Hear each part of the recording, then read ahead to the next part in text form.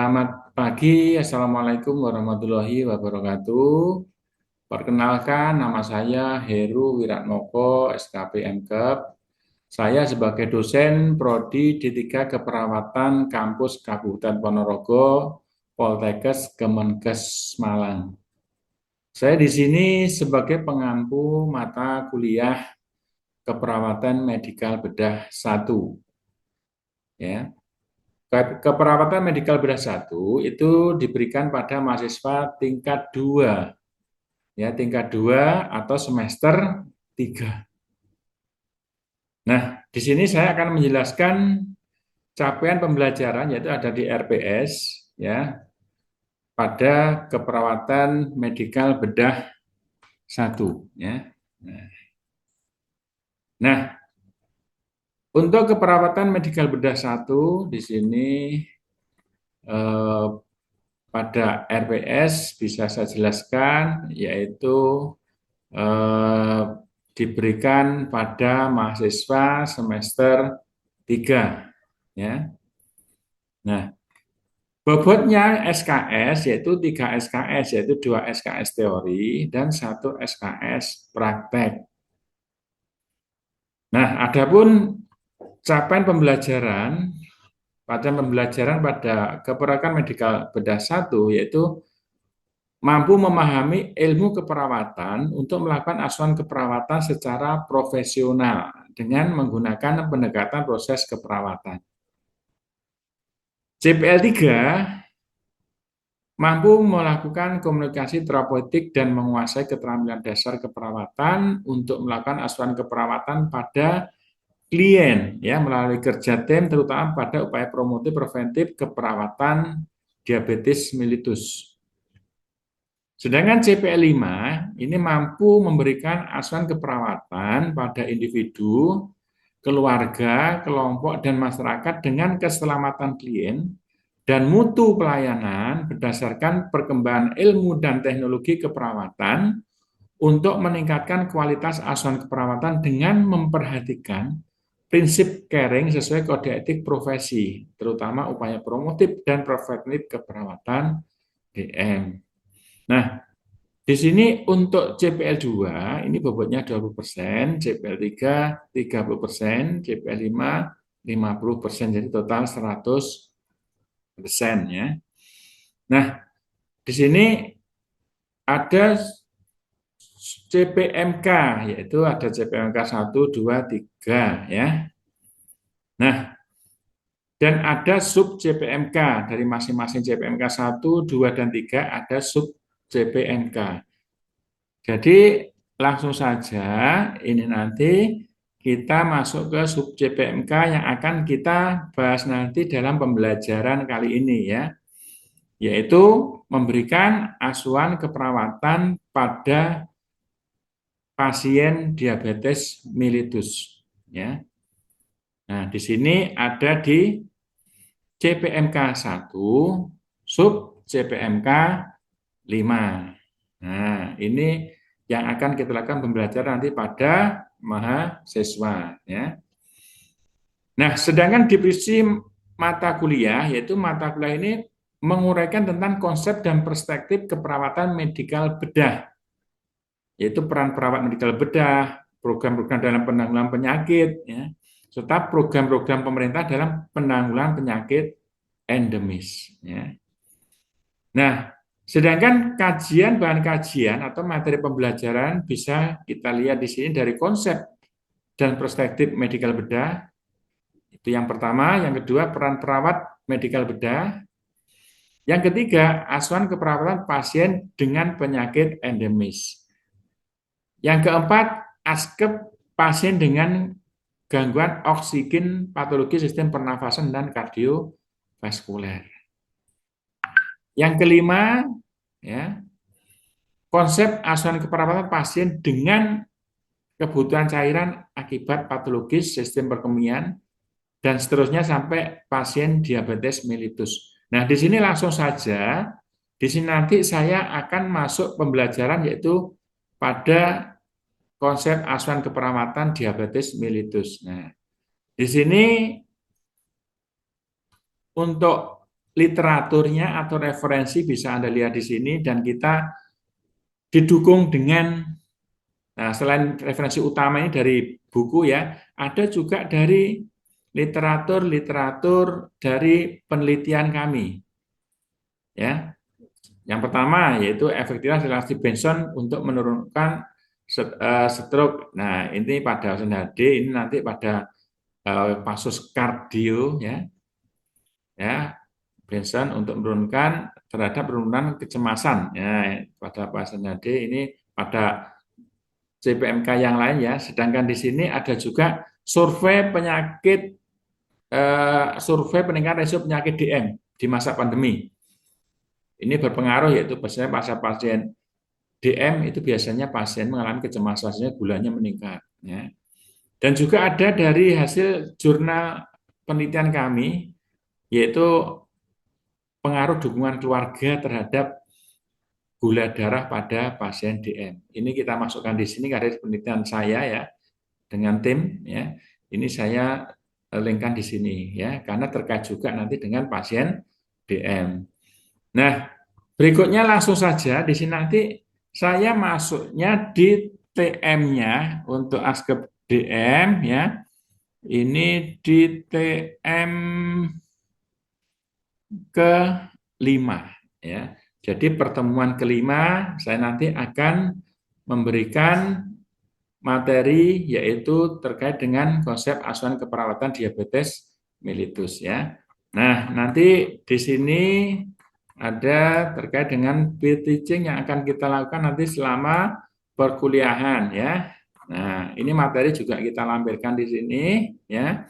Nah, jadi pada asuhan keperawatan pada DM di sini diharapkan mahasiswa mampu menjelaskan asuhan keperawatan diabetes mellitus, yaitu CPMK 1 sub CPMK 5, yaitu konsep diabetes mellitus, pengkajian diabetes mellitus, asuhan keperawatan diabetes mellitus, intervensi diabetes mellitus, implementasi diabetes mellitus, dan evaluasi diabetes mellitus. Nah, jadi di sini nanti dalam pembelajaran CPMK 1 sub CPMK 5. Baiklah, demikian dari saya nanti. Baiklah, kita tampilkan untuk proses pembelajaran kali ini yaitu pada video berikut ini. Baiklah, terima kasih. Silakan untuk disimak yaitu untuk pembelajarannya ke mahasiswa. Terima kasih. Assalamualaikum warahmatullahi wabarakatuh. Simak video selanjutnya.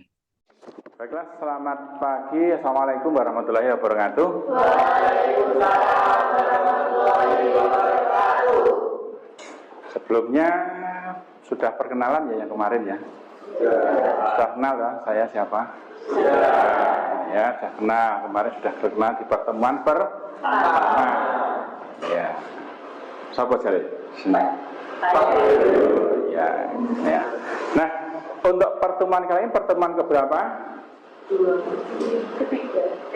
Kelima, ya, kelima. Dengan mata kuliah yaitu keperawatan medikal bedah 1 atau KMB 1. Kemarin sudah jelaskan untuk LPS-nya bisa dilihat di sini ya kemarin. Nah, tapi sebelumnya Anda sudah siap ya? Berapa lama nanti kira-kira waktunya? 40 menit. Jadi kontrak kita nanti 40 menit diharapkan sudah selesai ya. Nah, ini tinggal melanjutkan. Di sini RPS sudah kita jelaskan kemarin ya. Bisa Anda lihat di sini nanti kita masuk ke pertemuan kelima. Kalau untuk CPS sudah kita jelaskan di minggu atau pertemuan pertama. Ini RPS-nya Anda lihat ya. Nah, di sini pertemuan kelima. Nah, masih bawah ya.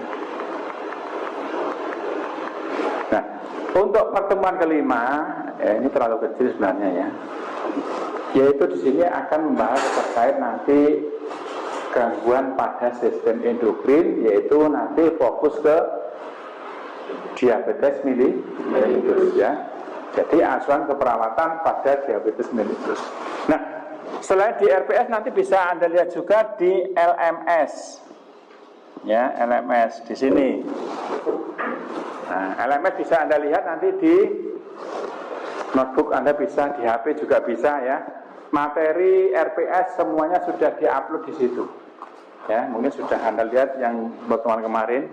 Ini pertemuan ke-5. Nah, ini ke-5 ya. Ini materi juga sudah ada di LMS, bisa Anda download di sini. Kenapa yang terjadi kok pundak guru, berat badannya menurun? Karena sel tadi karena nggak bisa menggunakan sumber energi dari gula, ngambil dari protein, lemak, dan karbohidrat. Akhirnya di sini akhirnya ya. Karbohidratnya ke gula tadi ya, jadi ngambil protein dan lemak, sehingga berat badannya menurun.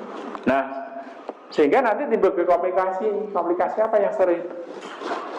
Komplikasinya apa biasanya yang sering pada DM? Apa? Nanti bisa ke organ-organ itu.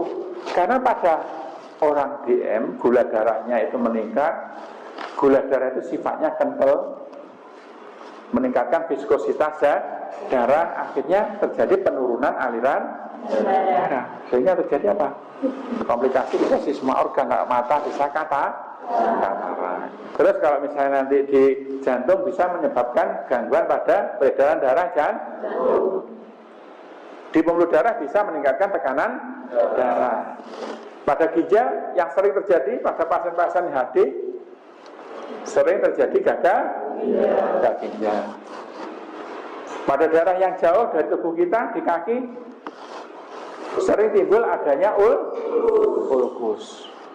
Ya, ulkus diabeticum. Itu sering terjadi seperti itu. Nah, itulah untuk manifestasi klinisnya pada DM ya.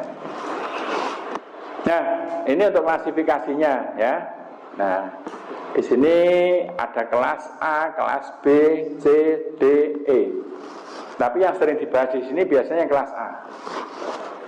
Kelas A itu ada dua, yaitu IDDM dan non-IDDM. Tergantung insulin dan tidak tergantung insulin. Yang berat yang mana? Yang tergantung insulin, atau itu yang tipe 1. Ya, tipe 1 itu lebih berat. Biasanya muncul pada usia dini. Anak-anak ya, itu munculnya di usia dini. Itu yang tipe 1. Tipe 1 itu produksi insulin tidak ada, sehingga perlu insulin dari luar semua. Tapi kalau tipe 2 itu yang lebih ringan, ya tidak tergantung insulin ya, atau NIDDM. Ini biasanya muncul pada usia di atas 40-50 tahun. Ya, itu produksi insulin dalam tubuh masih ada, walaupun kadang-kadang jumlahnya mungkin sedikit. Ya. Nah, ini yang paling banyak di masyarakat itu yang tipe 2. Ada yang kelas B, ya. Kelas B itu biasanya kadang-kadang naik turun, tapi masih di bawah 200. Kita tentu naik gula darah. Kan ada gula darah puasa, gula darah 2 jam PP, ada gula darah puasa. Ya, kalau puasa itu 70 sampai 120 ya, kalau 2 jam PP 120 sampai 140 ya, kalau acak ya bisa 70 sampai 140, tapi ada standar WHO itu yang penting aja luwih 200. Nah, itu ya WHO ya. Terus keluhannya banyak kencing, lek bengi ya, titik-titik nyemburi sampai kesel ya. Nah, itu tanda-tanda loh ya, tanda-tanda kuningan gula. Terus kok luwe, padahal semangan, pengen mangan ya. Jadi lapar terus, tapi ora lemu-lemu. Ya. Nah, terus neng awak lemes, biasanya ngantukan, gampang lemes, segan. Nah, itu khasnya itu pada DM. Terus berat badannya menurun. Tapi ora kroso biasanya. Jadi pasien itu nggak terasa kalau berat badannya menurun. Ya. Sehingga roh wong liya. Nah, itu biasanya itu ya. Nah, terus di sini pada riwayat yang lalu biasa dia pernah minta DM, itu sering pada pasien DM itu karena penyakit DM itu penyakit menurun. Sehingga kalau penyakit menurun itu ada riwayat genetik atau riwayat keluarga. Ya. Sehingga kalau misalnya itu penyakit menurun, berarti bisa disembuhkan atau tidak? Bisa atau tidak? Tidak bisa, hanya bisa dikontrol, ya. Nah, sehingga nanti dalam penata rasaan juga panjang di situ nanti ya. Ini masih pengkajian dulu ya.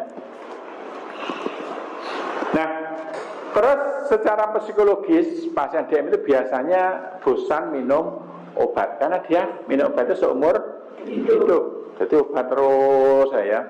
Jadi terus minum obat. Karena kalau nggak minum obat nanti gulanya meningkat ya. Nah, ini menyebabkan beban psikologis. Masa seumur hidup kok minum obat terus, kan seperti itu ya.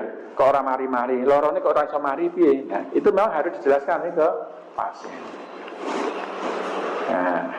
Nah, secara psikologis ya, karena penyakitnya tidak sembuh-sembuh, nah, obat terus itu perlu dana, apalagi pasien tidak punya BPJS. Nah, sehingga dia kadang-kadang tidak patuh untuk minum obat, wis males, ya. Nah, ini bisa juga nanti ada jurnal yang menyatakan bahwa kecemasan itu juga bisa menyebabkan peningkatan gula darah. Ini dari hasil jurnal penelitian saya di sini ya, yaitu survei peningkatan penyakit DM di masa COVID ya. COVID kan banyak orang cemas ya. Itu ternyata juga mempengaruhi di sini terjadi peningkatan penyakit DM. Itu dari jurnal yang sudah terbit ya. Dari punya saya terbit di Sinta 4 ini ya. Ini sudah ada jurnalnya. Terus ADL, activity daily living ya, pasien ini biasanya untuk makan suka yang manis-manis kan dia merasa lapar. Terus pengen makan, pengen minum yang manis ya. Terus minumnya juga sering karena dia haus terus, karena banyak kencing dia merasa haus, pengennya ngelak, pengen minum terus ya. Itu pada DM. Istirahatnya biasanya terganggu juga. Karena apa?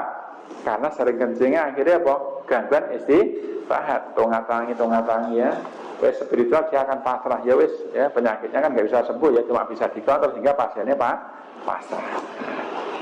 Nah, pada pemeriksaan fisik itu pada orang DM yang bisa dilihat apa Mbak? Mungkin ada gambaran yang belum siapa yang singurung? Singurung siapa? Ada orang Sukme. Nah, Mbak, yang bisa dilihat apa Mbak? Kalau pada orang DM Mbak? Sama pasien minum gatal-gatal. Terus? Iritasi lukanya. Enggak enak luka, sulit sembuh. Jadi itu pada pasien DM yang bisa dilihat ya. Dari kulit gatal-gatal, rambutnya mudah rontok. Karena apa? Vaskularisasinya kurang. Iya nek rambutnya gambar rontok ora ya. Mungkin rontoknya mergane ora tau keramas. Nah, turgornya jelek karena banyak kencing, terjadi dehidrasi ya. Apalagi ragilem minum. Kalau ada luka sulit sembuh karena memang darahnya kental sehingga nggak bisa masuk ke pembuluh darah kapiler ya. Nah, yang sering katarak ya, katarak ya. Nah, untuk katarak ini sering pada pasien DM ini pada usia di atas 56 tahun biasanya penglihatan kabur seperti pedut, seperti melihat kabut ya. Nah, terus pada sistem perkembangan sering mengalami infeksi saluran kencing karena sering kencing ya, penasaran bau aseton itu khasnya orang DM. Terus pada kardiovaskuler terjadi infark. Nah, ini selain dari tanda gejala tadi bisa dilihat dari pemeriksaan lab. Oh, ini DM orang, dari pemeriksaan urin reduksi. Bisa toh? Pemeriksaan Fehling itu ya. Kalau dulu kan seperti itu. Kalau sekarang sudah pakai penfil itu yang canggih itu pakai esitok. Itu langsung bisa terlihat kadar gula darahnya, ya. Nah, terus masalah yang muncul apa nanti pada pasien DM? Nah, ini yang sering muncul nanti yaitu karena dia banyak kencing, kemungkinan terjadi penurunan gangguan keseimbangan cairan atau terjadi dehidrasi. Ya. Terus masalah berikutnya yang mungkin muncul apa? Yaitu nutrisi kurang. Itu di selnya loh yang kurang ya. Kalau di darahnya oke ya. Terus resiko infeksi. Karena vaskularisasi menurun, ya di situ tidak ada oksigen yang ke jaringan pembuluh darah kapiler. Kalau ada luka sulit sembuh. Lek didemok orang rasa, kadang-kadang sikile kesemutan kandel ya. Nah, terus kurangnya pengetahuan, terutama nanti pada pasien itu pasien terkait dengan diet. Banyak itu di kasus-kasus awam itu omongnya ralai mangan iwak. Ya, padahal daging itu aman untuk DM. Yang nggak boleh itu yang manis. Sehingga nanti untuk intervensi dan implementasi itu sesuai dengan 5 pilar DM. Ya, ini dihafalnya 5 pilar ya. Yang pertama yaitu edukasi, yaitu meningkatkan pengetahuan pasien dengan penyuluhan ya. Terus dengan video-video mungkin bisa ya. Nah, ini dilakukan pada pasien untuk meningkatkan pengetahuan supaya apa? Supaya kadar gulanya terkontrol. Ya. Nah, ini juga dari penelitian kita kemarin sudah masuk jurnal, ya. Support keluarga ternyata juga penting, yaitu dalam rangka mengontrol kadar gula darah. Dari pendampingan nanti kontrol ke Jankes ya, rumah sakit ke puskesmas, sebagai pendamping minum obat, memberikan support kepada pasien. Jadi keluarga itu penting. Ternyata keluarga itu punya peran penting dalam mensupport pasien untuk menurunkan kecemasan pada DM. Ini di penelitian saya ada di sini, sampai di jurnalnya juga ada. Ternyata mempengaruhi di sini ya. Terus yang kedua, diet. Diet ada 3J apa? Jenis, jumlah, jadwal. Itu harus sesuai. Jadi nanti jenis-jenis makannya nggak boleh, itu yang manis itu dihindari. Ya, ya apa? Teh manis, yang manis-manis, gula murni dan seterusnya itu tidak boleh. Ada juga yang boleh tapi dibatasi. Apa? Makanan pokok. Bu makan sego jagung, sego beras, sego tiwul, itu boleh roti, itu tapi dibatasi, nggak oleh los. Ada juga yang bebas, wes nggak mempengaruhi gula. Contohnya apa? Sayur. Sayur kan bebas ya. Lalu makannya sayur aja, nggak usah makan karbohidrat. Diwareki nggak sayur. Ya. Terus daging itu aman. Yang penting kolesterolnya normal. Daging itu nggak mempengaruhi gula. Soalnya di sana ya orang makan gula, daging ya orang mangan. Padahal daging orang masalah kecuali kolesterolnya mungkin tinggi. Ya. Ikan laut aman kecuali dia punya hipertensi. Nah, kalau nggak punya hipertensi aman, nggak meningkatkan gula. Terus apa nih yang aman? Telur itu aman. Terus buah itu, kalau buah hati-hati, yang mau manis-manis itu juga tidak sing aman itu buah itu apokat. Manis berapokat. Aman itu untuk penderita diabetes mellitus. Ya. Kalau buah yang terlalu manis sekali itu juga meningkatkan gula. Contohnya durian. Nah, itu gulanya mudah minggu ya. Terus berikutnya aktivitas fisik. Jadi pada DM itu tidak boleh melakukan aktivitas fisik yang terlalu berat dan tidak boleh menengok. Nah, angel berang.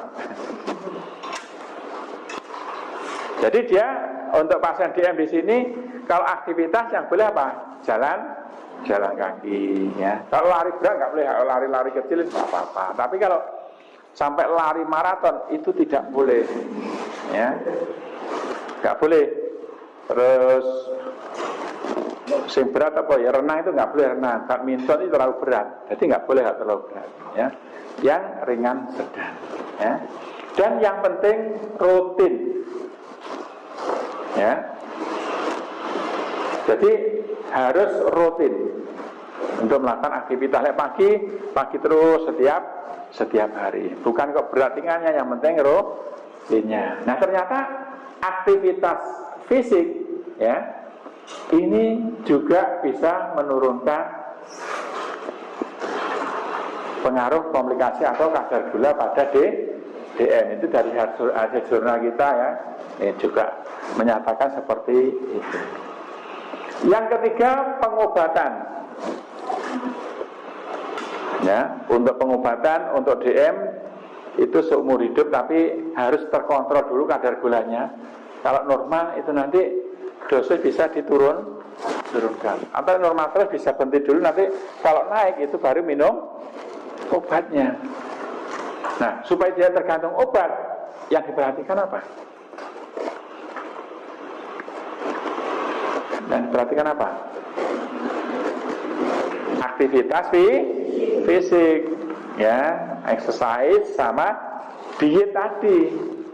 Insya Allah kalau dietnya sudah bagus, aktivitas bagus, obat itu kadang-kadang bisa dihentikan untuk sementara. Nah, ini ya, ini harus diperhatikan. Nah, terus yang kelima, pemantauan gula darah. Nah, sekarang untuk mengontrol kadar gula darah itu bisa dilakukan yaitu dengan pemeriksaan sendiri di rumah ya, dari ada seperti kertas lakmus itu.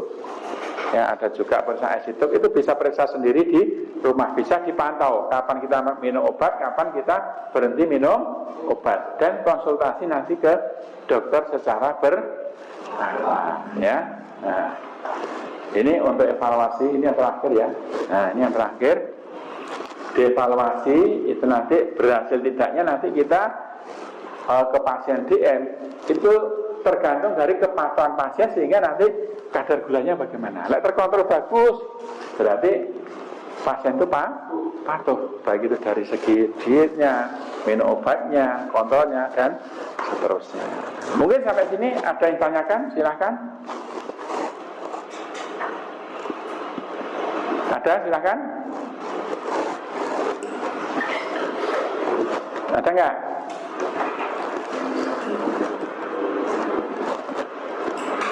Kesimpulannya apa berarti? Bisa menyimpulkan? Jadi untuk pada pasien DM intinya harus mengontrol kadar gula darah. Mungkin tanyakan yang lain, silakan. Ada enggak?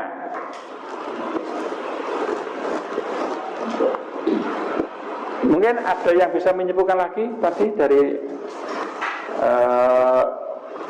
pasien asal pasien DM. Apa Mas? Ada? Risma, apa? Kesimpulannya apa? Mata pelaksanaan DM. Ya. 5 pilar. Ya. Apa tahu 5 pilar tadi? Ya. Ada lagi?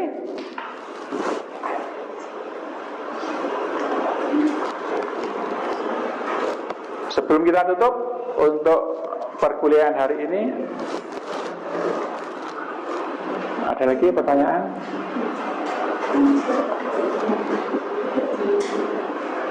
Sudah jelas semuanya?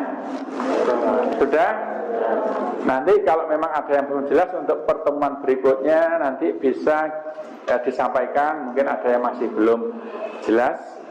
Nanti untuk tugasnya, ya tugasnya kasus tadi ya, kasus di atas tadi bisa langsung tahu. Tadi kasusnya tadi apa? Yang atas tadi?